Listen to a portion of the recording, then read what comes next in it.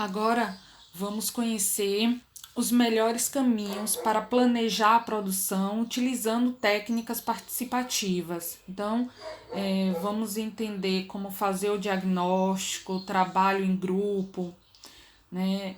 Vamos saber como redesenhar o sistema de forma a torná-lo sustentável e entender como realizar a transição ecológica.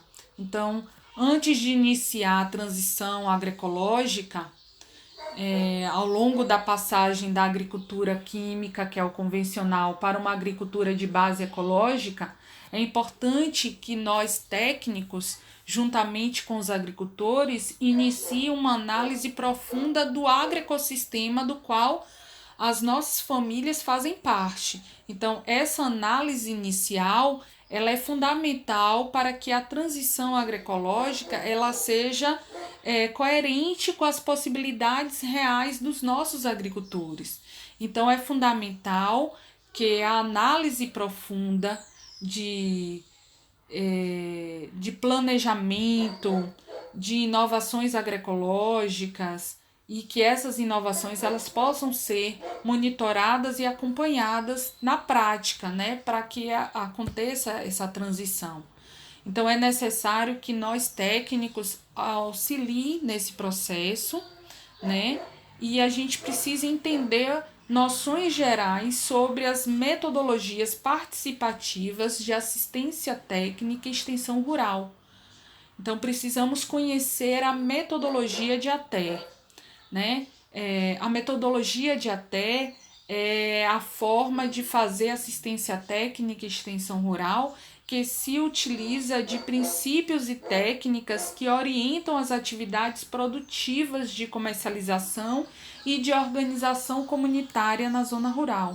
Então, para a agroecologia, a metodologia de ATE ela está baseada nas metodologias participativas e nas agriculturas de base ecológica. Então, essas metodologias possibilitam a geração de soluções sustentáveis que sejam elas tecnologias ou organizações que permitem que os técnicos venham a estabelecer uma relação horizontal com os agricultores, né, reconhecendo o conhecimento e a capacidade daquela família de decidir o seu próprio desenvolvimento, né, fortalecendo assim a sua capacidade de autogestão. As metodologias participativas elas são fundamentadas no diálogo entre os membros de um determinado grupo, e aí no nosso caso são agricultores e técnicos, e a gente deve respeitar alguns princípios fundamentais, que todos os participantes devem ser considerados como sujeitos ativos na construção do conhecimento, né, a partir das informações que trazem, né, bem como sujeitos na análise de seus problemas, na decisão das soluções e na livre expressão de suas opiniões. Também um princípio fundamental a metodologia ela deve eleger cuidadosamente as técnicas, não?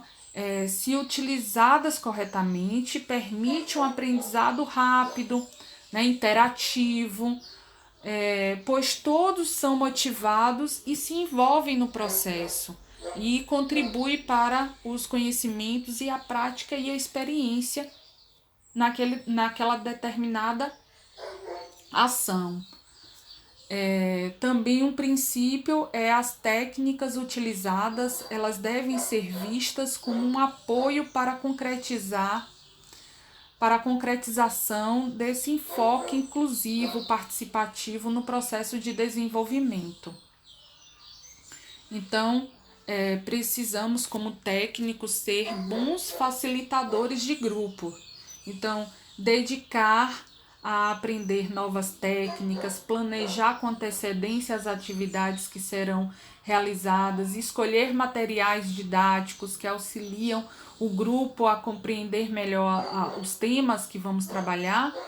Tudo isso é importante, né, para ser um bom facilitador no processo de experiência, né, como extensionista agroecológico. Então, podemos ressaltar 3 tipos, né, 3 técnicas participativas que podem ser utilizadas durante as atividades de ATE, que são técnicas de dinâmica de grupo, técnicas de visão, técnicas de observação. Então, nas dinâmicas de grupo, proporciona a vivência do conteúdo que se pretende trabalhar, como a integração entre os participantes, né?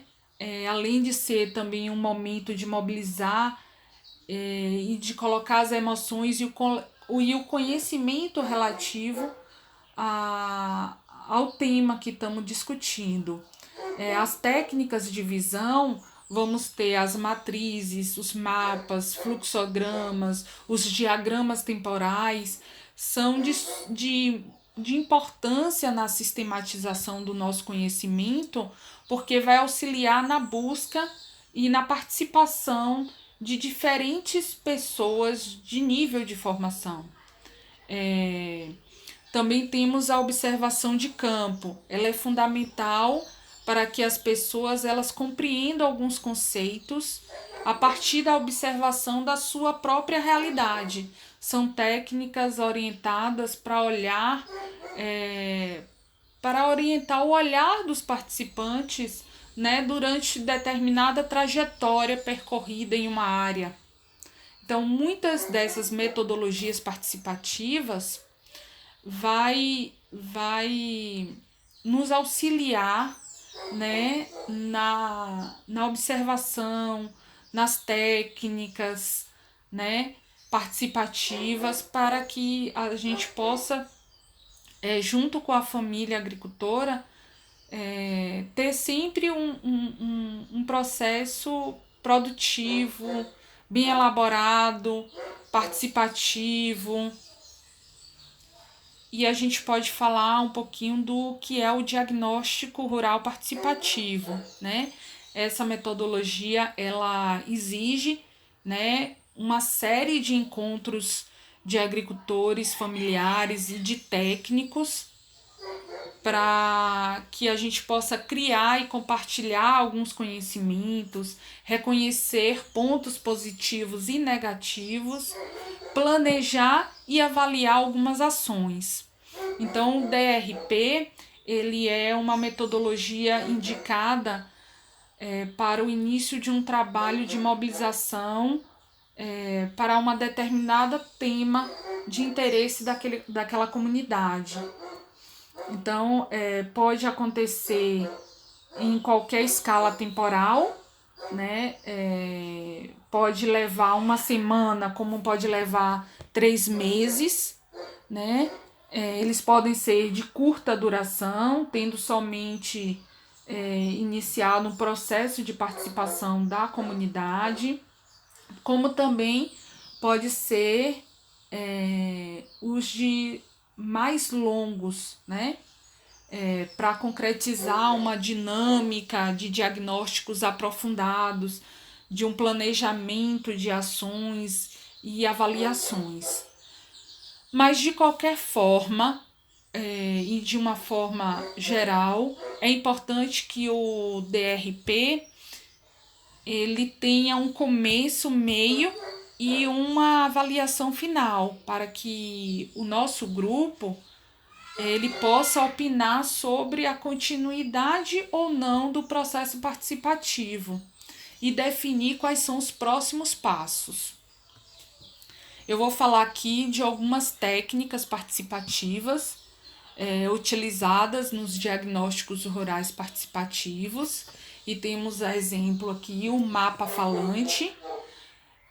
São mapas desenhados pelas famílias, né, pela comunidade. Eles devem mostrar os recursos naturais, os cultivos, problemas e tudo que estiver sendo debatido ou demandado naquela atividade. Temos também aqui a caminhada transversal. deve ser feita após uma caminhada, que é aquela observação de campo, em uma área que vamos estudar.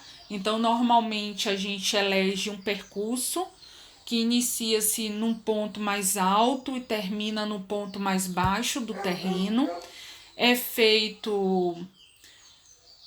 o grupo ele deve fazer um desenho em corte transversal da paisagem, né, percorrida. Aí a gente vai demonstrar problemas, cultivos, pontos positivos. Aqui também temos o calendário sazonal, que vai auxiliar ao nosso grupo a entender melhor os tempos de plantio, de colheita, da poda, a melhor data de comercialização, né? E outros elementos importantes que tenham períodos e datas específicas, né? Como, por exemplo, a disponibilidade de forragem para os animais de produção. Temos também o diagrama histórico. Ele vai auxiliar a compreensão do processo de degradação dos solos e rios, da diminuição da produtividade, né? É através do relato histórico de vida de cada participante que se obtém os elementos da realização dessa atividade. Então, os fatos mais relevantes são sistematizados em forma de diagrama, e aí a gente pode ter linha do tempo, gráfico, né, em forma de pizza. Então, quais são as mudanças do uso da terra e a qualidade do ambiente. Temos também o diagrama de Venn, que demonstra as relações entre as pessoas e organizações da comunidade, né? Ressaltando sempre aspectos de proximidade, para auxiliar na compreensão de quais indivíduos ou organizações podem auxiliar na resolução dos problemas e se estão próximos ou não, né, em termos políticos ou físicos, né? Temos também as matrizes de responsabilidades, que apresenta em forma de tabela as atividades, subatividades, os responsáveis e a verificação do cumprimento das tarefas. É uma técnica que auxilia na organização das atividades e compromisso dos indivíduos daquela comunidade. Outras estratégias participativas para o emprego, né, dessas atividades nessa análise de agroecossistema, também temos os mutirões. Os mutirões, eles são são encontros abertos, né, sujeitos à participação de diversas pessoas, que podem ser agricultores, podem ser técnicos, estudantes, educadores. Esses participantes dos mutirões, eles são envolvidos no processo de experimentação, né, de troca de experiência, de acompanhamento dos resultados. Então, podem assumir funções diferenciadas conforme o contexto social, né, que vamos estudar, ou que vamos trabalhar com aquela comunidade. Também temos os dias de campo. Os dias de campo, eles são atividades nos quais vai favorecer essa troca de experiência entre os agricultores, os técnicos. São atividades realizadas na propriedade rural, né, de um dos participantes, com experimentos práticos, visando orientar, né, a área de plantio ou debate de algum outro assunto técnico, né, mostrando fotos ou vídeos também é importante. Temos também como outras técnicas as visitas técnicas de monitoramento participativo, que é fazer a recuperação dos objetivos das inovações realizadas, a visita do local, fazer esquemas visuais que ajudam a compreender as inovações e abrir o debate, né, sobre o andamento daquela experiência, estabelecer junto com os agricultores indicadores que ajudarão a avaliar a eficácia das inovações agroecológicas, das práticas agroecológicas realizadas nos dias de campo. Então, é planejar os passos seguintes. Também temos os cursos que devem ser programados de acordo com a demanda gerada durante os diagnósticos, as análises, os planejamentos. Temos também as oficinas, que são atividades de formação de caráter prático, né, e de curta duração, para desenvolver os conceitos teóricos. E temos as visitas de intercâmbio, que servem para aproximar o agricultor, né, das realidades das quais se possam obter informações e experiências que vá contribuir com o nosso processo agroecológico. Então, é despertar a motivação dos agricultores para praticar aquelas práticas realizadas em condições socioambientais, né, semelhante aos que a gente pode adaptar no nosso dia a dia. Na análise de agroecossistemas, temos a oferecer diversas técnicas para que os agricultores e técnicos eles possam iniciar a análise sistemática, né, das propriedades envolvidas no processo de participação. São técnicas visuais que facilitam a aplicação e nos auxilia no entendimento dos agroecossistemas. Temos os mediadores, né? Quanto mais diversificada a produção, mais mediadores houver, maior é a chance de sucesso daquela atividade produtiva. Então, transformar ou armazenar insumos e produtos, né, a exemplo de galpões, cisternas, biodigestores, minhocário. Esse modelo sistêmico de análise de agroecossistema, ele representa a estrutura e o funcionamento do agroecossistema com a representação de seus componentes, né, subsistemas e dos diferentes fluxos de intercâmbio entre eles, que são insumos, produtos, trabalhos e renda. Temos também o mapa dos sistemas produtivos. Devemos desenhar os subsistemas, cada produção, do agroecossistema, a casa da família no centro, as parcelas cultivadas, o pasto, a roça, a horta, o galinheiro, o curral, né? Uma vez determinado esse desenho, a gente vamos ter, né, teremos a estrutura do agroecossistema. Aí, a partir dessa representação esquemática do agroecossistema, é possível gerar com um grupo alguns fluxogramas, né, diagramas de fluxos, que a gente já falou, que nos permite entender o funcionamento do agroecossistema, para que isso possa proporcionar inovações e adquirir novas tecnologias. Esses fluxogramas de insumos e produtos, a partir desse desenho, né, anterior, aí a gente começa a analisar os subsistemas, indicando todos os produtos e insumos que entram e que saem, né, analisar onde vêm, para onde vão, dentro e fora do agroecossistema.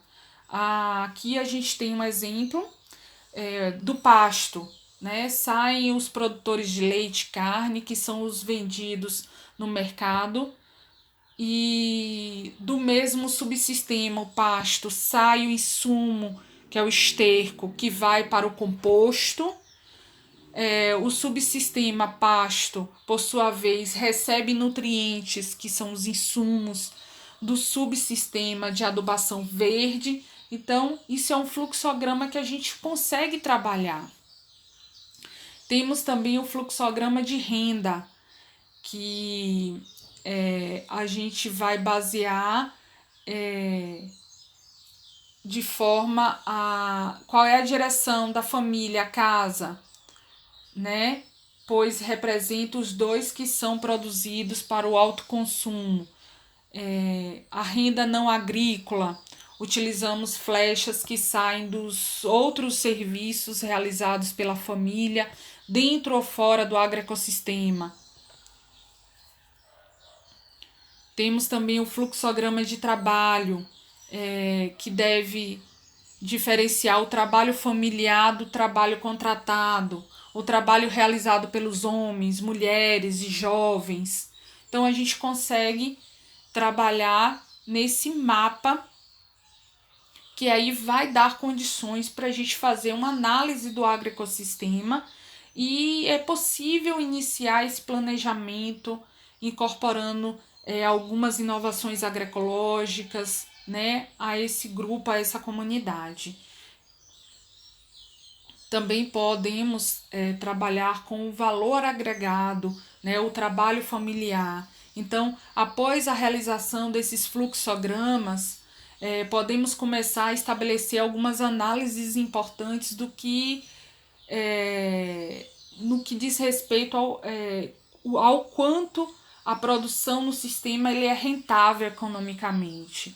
Então, sabemos que para realizar a transição agroecológica, com a diminuição dos custos com insumos, é preciso aumentar o trabalho empregado. Então, esse trabalho ele poderá ser realizado pela família e com ajuda comunitária, né, em conjunto com o que pode ser feito pela própria natureza. Então, quando falamos do trabalho da natureza, estamos nos referindo à compostagem, à adubação verde, ao controle biológico de pragas, né? Em função da diversidade das espécies, do sombreamento. Então, esse serviço prestado pela natureza, ele pode ser definido como um serviço ambiental. No nosso trabalho, deve ser realizado para maximizá-lo, fazer com que a natureza trabalhe sempre a nosso favor. E se a mão de obra familiar ele não está disponível, a transição agroecológica pode representar um aumento inicial de custo com a contratação de mão de obra, o que deve ser analisado, né, em cada caso. Então, se temos aqui, ao queimar a palhada da minha roça, não reciclei, não houve a reciclagem, a fertilidade do meu sistema e eu contratei a mão de obra, né? Eu tenho um pequeno valor agregado ao meu produto. E se eu fortaleço as relações entre cada cultivo, produzindo insumos no meu próprio sítio, né? E a minha família trabalha comigo, eu consigo grande valor agregado ao meu produto.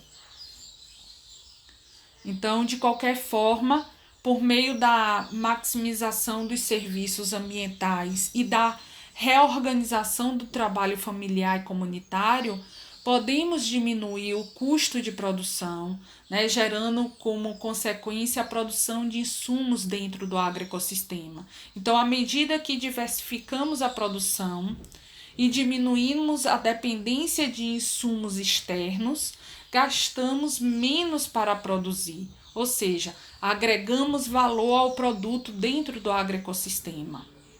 Né? Isso aumentamos a rentabilidade do nosso agroecossistema.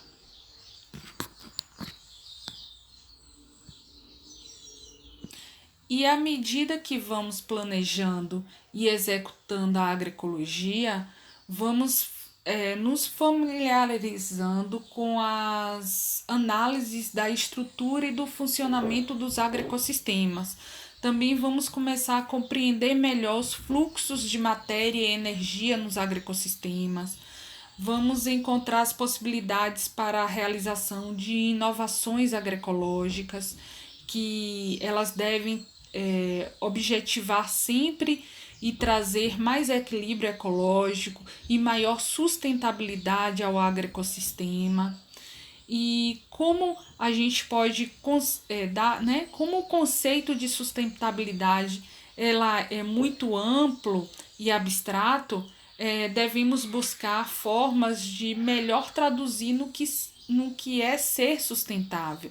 Então, um agroecossistema, para ser sustentável, ele deve buscar algumas características por meio de inovações agroecológicas. Então, temos a diversidade, que a busca pelo aumento da diversidade biológica, mais vida nos agroecossistemas, traz maior equilíbrio ecológico e contribui para a sua sustentabilidade como um todo. Temos também a produtividade. O agroecossistema ele deve prover um nível adequado de bens e serviços e retorno econômico aos agricultores, né, ao longo do período do tempo. Então, a produtividade do solo e dos outros recursos naturais também devem ser mantidos ao longo do tempo. A estabilidade é a capacidade do sistema de manter o estado em equilíbrio dinâmico, possibilitando a manutenção ou o aumento da produtividade do sistema ao longo do tempo. Então, o sistema ele deve ser forte e estável.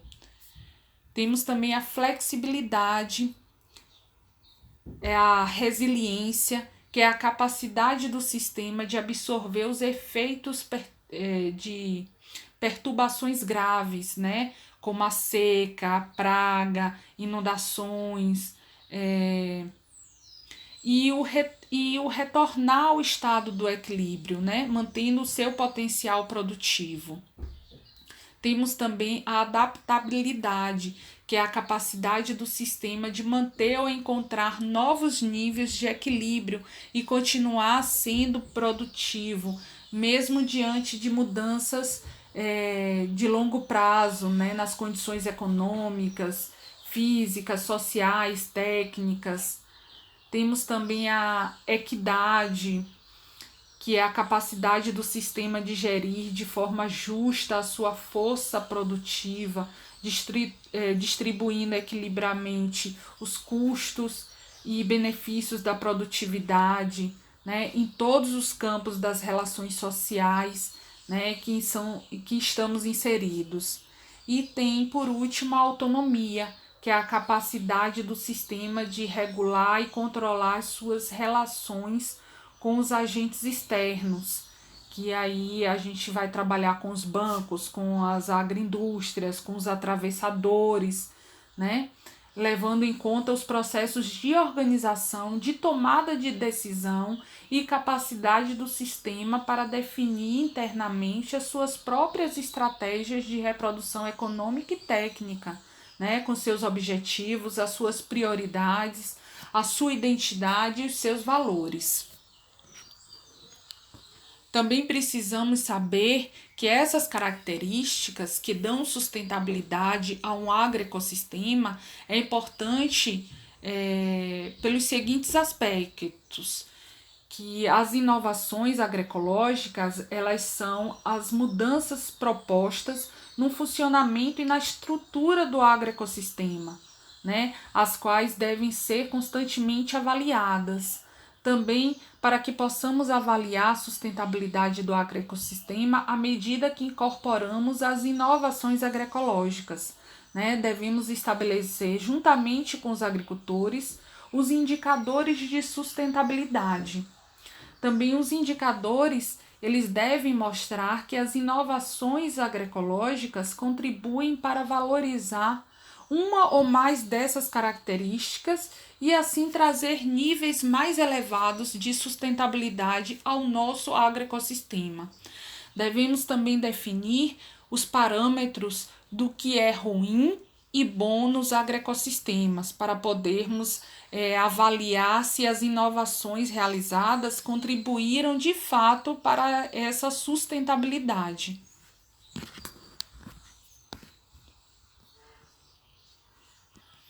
Então, à medida que vamos nos familiarizando com os princípios e conceitos básicos da agroecologia, vamos perceber que realizar essa passagem, né, da agricultura convencional, que é a química, para uma agricultura de base ecológica, não é uma tarefa simples, né, e rápida. E como é que a gente pode estar fazendo isso, né? A gente precisa poder responder algumas perguntas. Então, como podemos manejar o nosso agroecossistema atual e como podemos manejá-lo no futuro? Aí a gente precisa responder algumas perguntas. Quais as técnicas que usamos hoje? Que dificuldades e problemas elas, né, nos trazem? Quais as técnicas que podemos lançar mão para realizar as inovações desejadas e possíveis no agroecossistema? Temos também perguntas relacionadas com como organizamos o trabalho interno da nossa propriedade. Então, quantas pessoas trabalham na nossa propriedade? A família ela está envolvida na produção, né? Quem faz o quê? Como administramos a produção? Que tipo de controle administrativo usamos e quais precisamos usar? Né? Como podemos agregar mais valor ao nosso produto? Outra pergunta é como a propriedade se relaciona com o que está além da porteira. Então, em termos tecnológicos, qual a tecnologia utilizamos, né? Quem produz essa tecnologia, a que preço nos vendem e que vantagens e desvantagens nos trazem. Em termos de mercado, como é o mercado que compra a nossa mercadoria, quanto pagam, como podemos aproximar a produção dos consumidores e cortar os atravessadores, né? Como comercializar melhor a produção. Então, são perguntas que a gente precisa estar respondendo para que a gente possa, né, trabalhar a agroecologia como um todo e sustentar o nosso agroecossistema. Outras perguntas em termos políticos e comunitários. Como nos organizamos junto a outros agricultores, né? A qual associação ou cooperativa pertencemos e participamos, né? Como nos beneficiamos das políticas públicas para o fortalecimento da agricultura familiar e de outras políticas que vá beneficiar a nossa comunidade. São perguntas que podem ser feitas, né, tanto individual para o agricultor como o grupo, né, na comunidade. O importante é responder e assim fortalecer a capacidade do grupo ou da família agricultora de analisar o agroecossistema. Isso vai ajudar a planejar inovações que ajudam aos poucos a encaminhar as mudanças necessárias para essa agroecologia.